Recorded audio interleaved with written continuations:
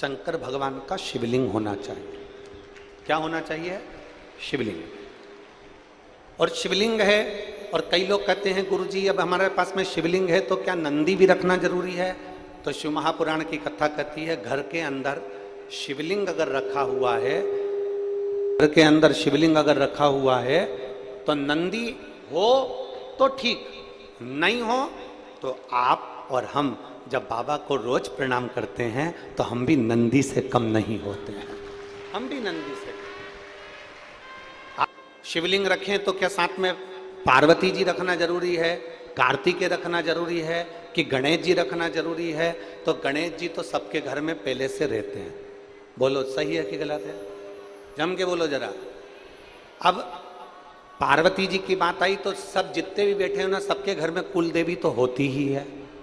माता जी का फोटो होगा, माता जी का चित्र होगा, कुछ ना कुछ माता का स्मरण होगा। और नहीं होगा तो जो शिवलिंग होता है, आपको पहले भी वर्णन किया, जैसे ये जलाधारी, ये शिवलिंग, ये पानी बह रहा है, या गणेश जी, कार्तिकेय, अशोक सुंदरी, पार्वती जी, शंकर जी, मतलब पूरा की पूरा परिवार देवादिदेव महादेव का शिवलिंग के रूप में विराजमान। अब अगला प्रश्न आता है, क्या घर के मंदिर में पीतल का शिवलिंग रखना उचित है कि नहीं है? किसी धातु का शिवलिंग या किसी पदार्थ का शिवलिंग रखना उचित है कि नहीं है?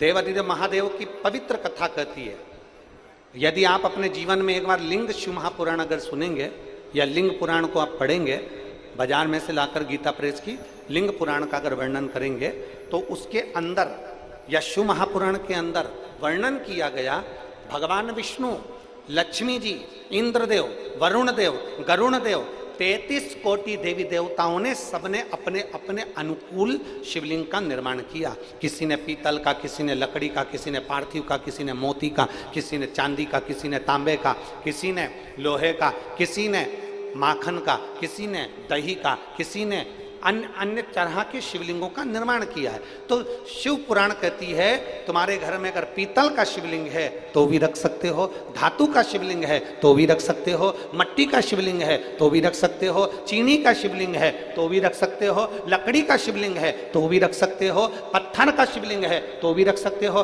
पारद का शिवलिंग है तो भी रख सकते हो, स्फाटिक का शिवलिंग है तो भी रख सकते हो। तुम्हारे पास में जैसा शिवलिंग है वैसे तुम पूजन करो, मेरा महादेव उसमें भी प्रकट होकर भाव से स्वीकार करो। शिवालय में कहीं कहीं पर लोग दिया जलाकर चले जाते हैं, और हम तो यहां तक कहेंगे कि कुबेरेश्वर धाम सीहोर में भी अगर आप जाएं तो जो कंकर शंकर पूजन का स्थल है, जहां पर बैठकर आपको पूजन करना चाहिए कंकर शंकर की, उस जगह पर भी अगर आप लोग पूजन करने जाते हो या कुबेरेश्वर धाम जाते हो या शिवालय में जाते हो, देवालय में जाते हो, तो एक प्रयास करो। आपके पास चढ़ाने के लिए कुछ नहीं है, समर्पित करने के लिए कुछ नहीं है, देने के लिए कुछ नहीं है, तो जो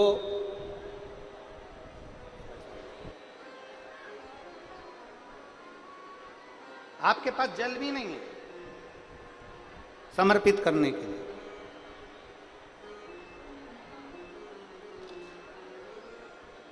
तो एक काम करिए, वहां पर जो दिए ठंडे हो गए, जिनमें ज्योति नहीं है, जिसकी ज्योति विसर्जन हो गई हो, केवल दीप, उसमें मान लो कोई सामग्री अपने पास में शिव जी को समर्पित करने की नहीं, मान तो जो दीप शिव भक्त लगाकर चले गए हों, जो दीप भगवान शंकर को लगाकर भक्त लोग चले जाते हैं और वो ठंडे हो जाते हैं, उनका विसर्जन हो जाता है, उसमें ज्योति नहीं रहती है, तो वो दीप अगर हम उठाकर एक जगह पर एकत्रित कर कर भी रख देते हैं, एक जगह पर इकट्ठे कर कर हमने रख दिया, तो कभी आप मौका लगिए, कभी जिंदगी में मौका लगे तो ये प्रयास कर कर देखना। जगह जगह पर लोग दिए जलाकर चले जाते हैं, उन दीपक को एक जगह एकत्रित कर कर अगर आप जाएंगे तो आप उसका अनुभव करेंगे कि आप ये अनुभव करेंगे कि आपके मस्तक पर जो पितृ दोष होता है, आपके मस्तक पर जो पितरों का दोष माना जाता है, लोग कहते थे पितृदोष हो गया, पितृदोष हो गया, पितृदोष हो गया, 1 रुपये कमा रहे हो, 1.25 रुपये खर्च हो रहे हैं, हाथ में पैसा नहीं दिख रहा, मानसिक टेंशन बना हुआ है। आप किसी शिवालय में अगर गए हो, कुछ भी समर्पित करने का नहीं है, तो वहां पर जितने दिए ठंडे हो गए हों, उन दियों को इकट्ठा कर कर एक जगह कर एकत्रित भी कर दिया जाए और प्रणाम उन दियों को कर लिया जाए तो हमारा पितृदोष भी समाप्त हो जाता है। यहां तक शास्त्र। जलाधारी किस किसने देखी है? हाथ उठाओ जरा, देखिए। जैसे ये शिवलिंग है, शिवलिंग के ऊपर एक जलाधारी लगी होती है जिसमें से बूंद बूंद पानी नीचे गिरता है, उसमें से जल नीचे गिरता रहता है। अब कई लोग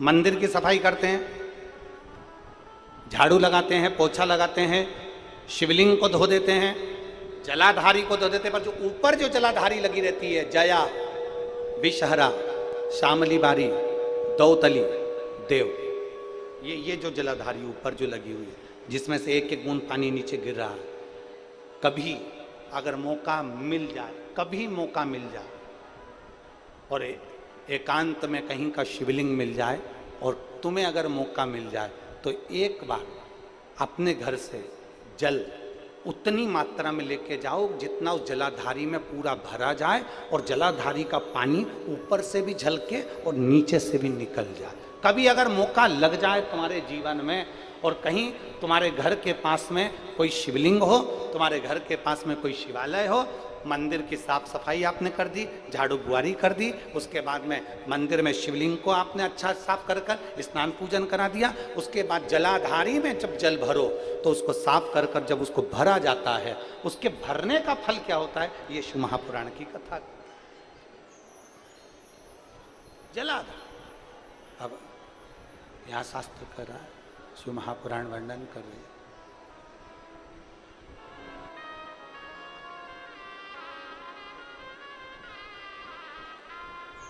चार तरह के आंसू होते हैं। कितनी तरह के? जम के बोलो जरा, जम के। 4 तरह के आंसू होते हैं। पहले नंबर पर विडंबना का आंसू। विडंबना का आंसू कैसा होता है?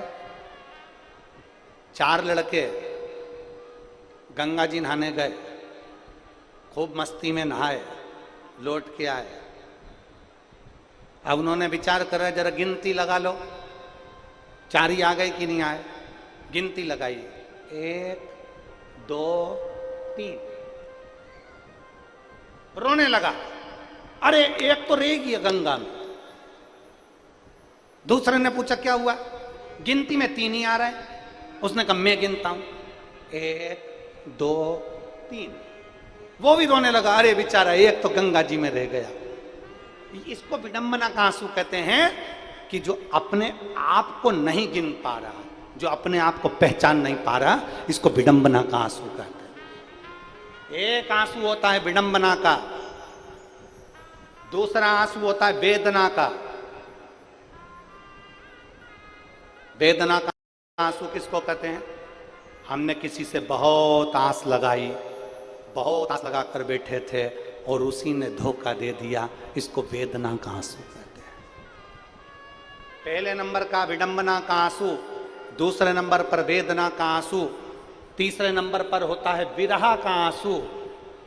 किसी की याद में रोते रहे, आंखों से नीर बहता रहा, इसको विरह का आंसू कहते हैं। और चौथे नंबर पर आता है वंदना का आंसू। वंदना का आंसू मतलब परमात्मा के लिए उसको याद कर कर रोए, उसे वंदना का आंसू कहते। जिस स्थान पर जमीन के अंदर गाड़ा जाता है उस स्थान को क्या कहते हैं?